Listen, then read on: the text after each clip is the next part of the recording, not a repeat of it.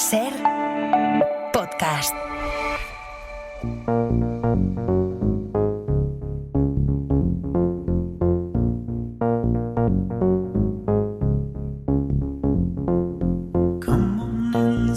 Blanca Lacasa, bienvenida a La Hora Extra. Muchas gracias, encantada. Te conocemos por tus cuentos infantiles y por tu ensayo Las hijas horribles.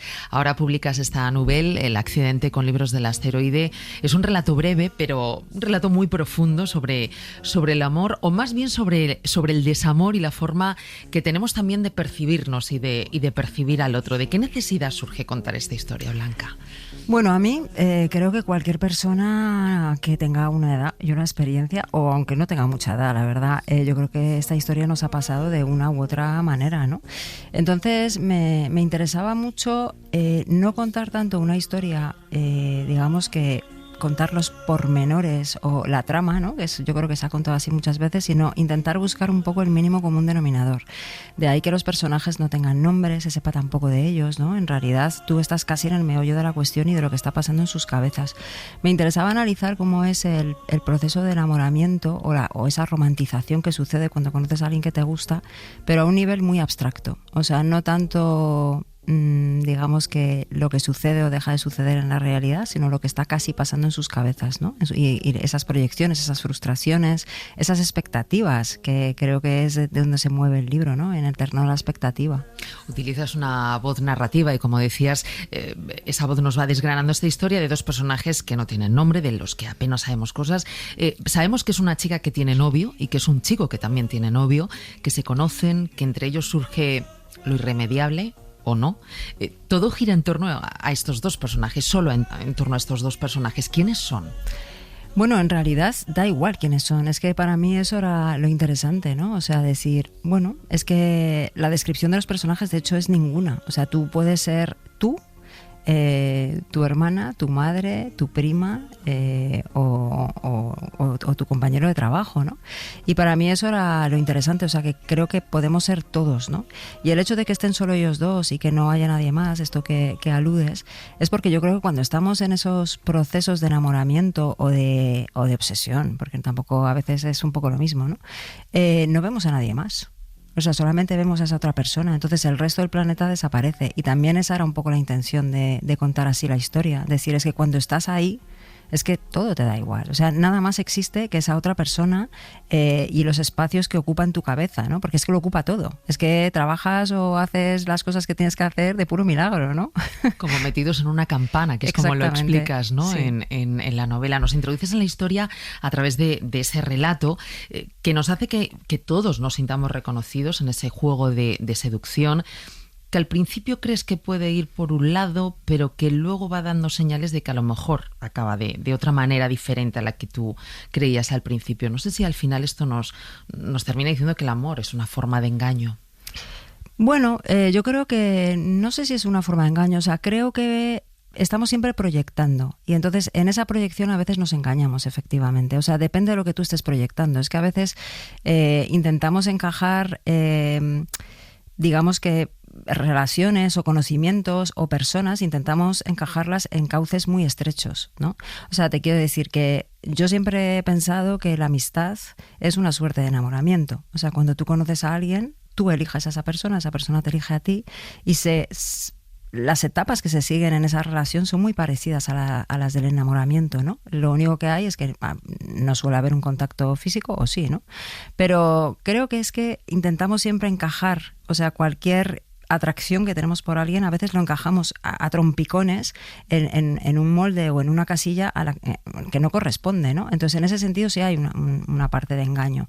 Y en el caso concreto, yo creo que del libro y de los protagonistas, ellos dos están en una situación romántica, ¿no? Que no es, no parece que estén muy bien con sus parejas, ¿no? Entonces sí que a veces surge alguien y te agarras a eso como una forma un poco de salir de tu propia situación un poco reguleras o de buscar esa emoción que te falta o qué sé yo, ¿no? Y en ese sentido sí, hay parte de engaño, obviamente. Bueno, que él sea gay, digamos que convierte la historia en algo quizá improbable, como dices en la novela, en un ángulo muerto, pero ¿qué hay en los ángulos muertos? ¿Qué es lo que esconden? ¿Por qué es donde ahí pasan los accidentes? Bueno, yo creo que ángulos muertos en la vida en general hay un montón, no solamente en territorio romántico, ¿no? Es una imagen que me parece muy, muy potente por un lado y me parece que todo el mundo la entiende muy fácil. De hecho, hay mucha gente que me está diciendo, que ya lo ha leído y que me dice, qué imagen más poderosa y qué concepto más que estaba ahí, ¿no? Y que de repente todo el mundo lo entiende, porque todo el mundo sabe lo que es un ángulo muerto. A mí me gusta mucho sacar, digamos que expresiones del mundo más teórico, científico, etcétera, llevarlas a otro lado, ¿no? Y llevarlas a la práctica, porque me parece que funcionan siempre muy bien. Hay muchísimos términos, pues no sé, en campos científicos, ¿no? O súper técnicos, que llevados a las relaciones emocionales funcionan súper bien. Y creo que muchas veces nos movemos en el ángulo muerto. Hay muchas zonas que no sabemos muy bien lo que está pasando, pero que están ahí y en la que están pasando muchas cosas y que una y otra vez, por mucho que mires, no estás viéndolo, ¿no? Y es muy difícil. Y además hay una especie de atracción hacia el ángulo muerto, yo creo. Hay algo ahí misterioso que nos atrae un poco indefectiblemente. Ella se siente como si tuviera 16 años, vive esa relación como un pasatiempo al principio, como un romance colegial, los protagonistas se van conociendo, empieza a flotar esa sensación entre los dos de final de verano, de amigos de verano, pero nada de lo que está pasando es un juego inofensivo. ¿Cómo te planteaste la construcción del relato, Blanca? La verdad es que no te sé decir muy bien. O sea, para mí escribir, yo escribo de una manera, no sé si todo el mundo escribe así, pero yo cuando me siento a escribir, escribo bastante rápido. Entonces la construcción creo que se ha armado anteriormente en mi cabeza. Yo soy muy obsesiva, cosa que nadie podría adivinar leyendo mi libro. Y entonces digamos que todo eso se ha ido conformando en mi cabeza. Yo quería varias cosas en el libro. Quería, por un lado, esta especie de abstracción de la que estamos hablando, pero por otra parte quería que fuera muy detallista el relato. Si te das cuenta, incluso horas concretas, los días están numerados, ¿no?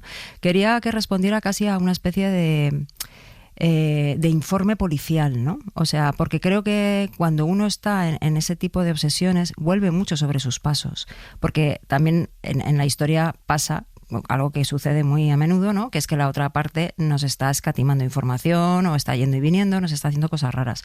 Y la parte otra está siempre intentando rellenar esa información. Entonces esa cosa que hemos hecho, que yo creo que todo el mundo, de releer los WhatsApps hasta que ya se derriten de tanta lectura, ¿no? Y de intentar encontrar entre palabra y palabra el significado de no se sabe de qué, ¿no? El Santo Grial. Entonces mi idea era un poco esa, o sea, digamos, armarlo en torno a eso y acudir, digamos, que a la voz de un narrador o una voz externa que pusiera un poco de cordura en esa locura, ¿no? O sea, yo quería transmitir esa locura y si podía casi, digamos que escribir literalmente cómo es un pensamiento obsesivo, ¿no? Pero al mismo tiempo que hubiera de vez en cuando la voz de un narrador que interviene y que pone un poco de calma y también un poco de distancia, que ahí yo creo que es donde surge una cierta ironía, un cierto humor en el libro, ¿no? Un cierto, bueno, chica. Toda la historia gira en torno a estos dos personajes, como decíamos, y esos códigos de la seducción, pero no sé si esos códigos siempre son los mismos. Hoy y hace un siglo. No sé si en tiempos de Tinder hemos cambiado la forma que tenemos de relacionarnos. Eso es una cosa que he pensado mucho, porque además me la han preguntado ya unas cuantas veces y no estoy segura. O sea, yo creo que siempre tenemos la sensación de que todo es nuevo y no estoy segura de que sea así. O sea, obviamente las aplicaciones, Tinder, ¿no? Las redes sociales, etcétera, yo creo que, aumentan la confusión. Está clarísimo, ¿no? Y además, pues a las personas que son obsesivas y que están todo el rato mirando, pues les amplía muchísimo el campo de batalla. Eso es obvio. Pero no estoy segura que no haya sido así siempre. O sea, hay una frase que se repite, creo que alguna vez a lo largo de la novela, que dice no lo puedo evitar, ¿no? Esa frase yo la tenía en mente con las amistades peligrosas, que es una frase que está todo el rato diciendo, si te acuerdas, Valmont, después de hacer sus desmanes eróticos festivos, siempre dice no lo puedo evitar, no lo puedo evitar, no lo puedo evitar, ¿no? Entonces yo creo que son cosas que han pasado siempre de una u otra manera. Quizás es verdad que en los tiempos estos líquidos, ¿no?, en los que vivimos, todo eso, pues es verdad que esté más indefinido o sea más difícil a veces de catalogar o de encasillar, ¿no?, y de meter en un carril, porque a veces se va desbocando. Pero es que yo creo que siempre se ha desbocado un poco. O sea, yo creo que los rituales de seducción siempre son un poco etéreos, ¿no? Al final no hay sexo entre ellos, hay besos, hay abrazos. Es muy interesante la forma que tienes de contar esos roces de piel. Hay una romantización del deseo, como decías tú, pero no sé si, como dice la protagonista, hay más intimidad y sexualidad ahí que en 20 polvos. ¿Habría sido diferente? ¿Qué habría cambiado si hubiese dado un paso en la relación? ¿Por qué te quedas precisamente ahí? A ver, yo creo que eso sucede mucho, ¿no? Que uno siempre se queda en lo que no fue, pero porque yo creo que las expectativas y esas proyecciones que nosotros lanzamos en nuestra cabeza, ¿no?, y como si fuera una especie de cine privado, ¿no?, que nos estamos poniendo en nuestra propia película, enganchan mucho y al final son muy reales, es que son extremadamente reales. Al final del libro hay una cita de Carson McCullers que dice: mientras yo lo sienta así, ha sido real, o mientras yo lo viva así, ha sido real, ¿no? No recuerdo bien la cita exacta, pero hay algo de eso. Entonces, creo que el deseo no satisfecho o el deseo no materializado es poderosísimo, para lo bueno y para lo malo, y creo que es muy obsesivo. Entonces, desde luego, como juego literario es imbatible, creo, pero es que creo que sucede mucho en la realidad y creo que son cosas que se quedan ahí enquistadas. Es obsesivo, como decías, pero también es muy adictivo. Sí. Yo creo que es muy adictivo, yo creo que la seducción en general es muy adictiva. Y además, claro, encima cuando la seducción no se lleva a cabo, sientes, ¿no?, retomando un poco lo que decías antes, sientes, bueno, que total... tampoco ha pasado nada, no has hecho nada, cuando no es verdad. O sea, te quiero decir, creo que además ahí sí que hay unos códigos para mí un poco extraños sobre lo que es, bueno, pues infidelidad o no, ¿no?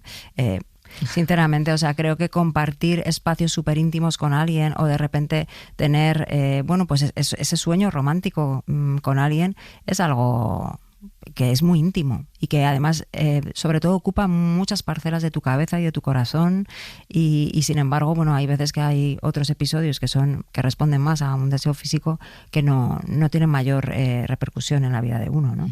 Ella en todo momento lo que quiere es descifrarle a él, interpretarle, pero cometiendo el error, como dices en la novela, más básico, es dejarte de lado. No sé si es el mayor error que cometemos todos, dejarnos de lado. Porque da la sensación además que en ese dejarte de lado, estar solo pendiente de él, sobrevuela cierta culpa en ella, sí, pero no en él. Sí, a ver, es que creo que es algo muy femenino, ¿eh? Tengo la sensación que esa cosa de zambullirse, ¿no?, en una relación en la cual la otra persona te está, insisto, dando poca información o haciendo cosas raras que no acaba uno de entender, creo que siempre somos las mujeres las que intentamos descifrar eso, las que intentamos atravesar esas capas de absoluto incomprensión, ¿no? Creo que somos más nosotras que ellos, sinceramente, sí que lo creo. Y es verdad que en ese empeño por entender al otro nos olvidamos de nosotros mismos, porque parece que lo único que queremos es contentar al otro, seducirle, gustarle, etcétera, y hay veces que ni siquiera nos ponemos a pensar, bueno, ¿y yo qué? Yo estoy bien aquí. Esta persona me gusta realmente tanto. No sé, hay algo ahí de una especie de borrado nuestro en favor de la otra persona, ¿no?, que es un poco extraño. Y sí, hay algo de culpa, obviamente, ¿no? Porque, bueno, no olvidemos que ambos tienen pareja, ¿no?, que es algo que está todo el rato. No está súper presente en el relato, pero desde luego sí está presente en un plano de imposibilidad, ¿no? O de sentirse un poco culpables o de intentar frenar eso, ¿no? Y que aquello no explote, digamos. Ella recuerda esta historia, como dices, con mezquindad de contable. La memoria rellena esos huecos de ese algo que estaba segura que iba a pasar, pero que al final no pasa. La memoria rellena el todo con la mitad, como dices en la novela. No sé si vivir, como decías antes, una vida con expectativas termina convirtiéndola en una vida frustrada. Sí. A ver, yo creo que eso lo hacemos muchísimo, ¿no? Cuando nos falta información, cuando no entendemos algo. Creo que en realidad el ser humano tiende siempre a intentar explicárselo todo. O sea, creo que somos extremadamente racionales y no aceptamos que hay cosas que no se entienden. No sé si todo el mundo, habrá gente que viva más a la ligera estas cosas y oye, bien por ellos. Pero creo que la mayoría de las personas intentamos siempre entender qué pasa, ¿no? Y cuando hay algo que no entendemos, nos esforzamos muchísimo, más que en cualquier otra cosa. Entonces estamos todo el rato intentando buscar información que, digamos, que convierta esa falta de lógica en algo que sea razonable, que tenga sentido y que tenga una cierta linealidad, ¿no? Cuando eso no sucede y ya está. Entonces, pero sí que es verdad que necesitamos eso. Y hay una reconstrucción permanente, que al final es una reconstrucción también de nuestros propios actos y de nuestra propia identidad, ¿no? Que creo que hacemos todos. Esa cosa de mirar hacia atrás y volver a dibujar lo que fue de otra manera, ¿no? Por mucho que haya carteles luminosos de neón diciendo no, no y no, pero tú ya te encargas de buscar algo y por eso es esa revisión permanente y es estar todo el rato diciendo no, pero es que entonces cuando me dijo tal, y en ese sentido sí que las redes sociales yo creo que han potenciado eso, porque puedes estar permanentemente, digamos que, bueno, stalkeando, ¿no? Directamente o mirando y diciendo, pero entonces esto lo ha dicho porque y esto lo dijo tal día, entonces eso significa que... Y yo creo que eso es muy obsesivo, alimenta mucho esa reescritura, ¿no? ¿El amor puede ser un error de percepción? Sí, yo creo que muchas veces. Tampoco tiene por qué ser malo, ¿eh? O sea, yo creo que errores de percepción tenemos todo el rato y a todas horas, en todo. Entonces, sí, yo creo que sí, que claro que puede serlo, totalmente. Todas las historias, Blanca, nos construyen, pero ¿cuánto peso tienen esas historias no vividas en nuestra vida? Yo creo que tienen mucho y muchas veces se les intenta quitar importancia y yo creo que es un error, ¿no? Es que... yo ni siquiera lo veo algo negativo, o sea, las historias que no acaban. Creo que todas las historias tienen su importancia y te dejan su huella, ¿no? Y las historias no culminadas, no acabadas o no vividas también dejan su pozo. Y es un pozo que puede ser hermosísimo.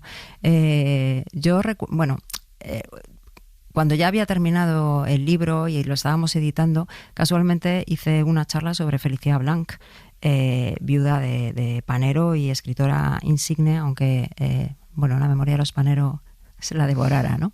Pero ella tuvo una historia de amor no vivida con Luis Cernuda y que también era un señor, supuestamente o quizás homosexual, ¿no?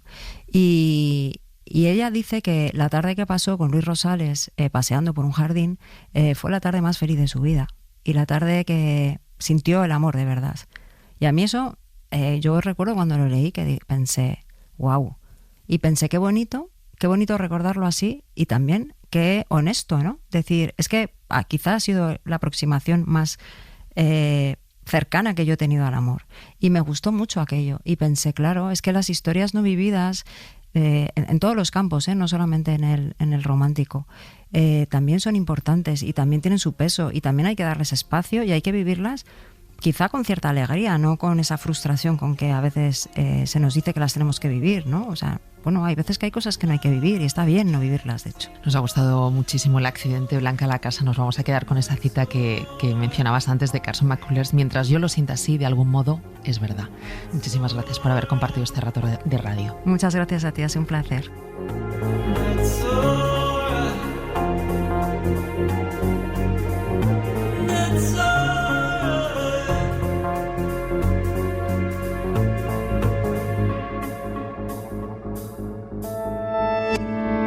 Cadena SER. La radio.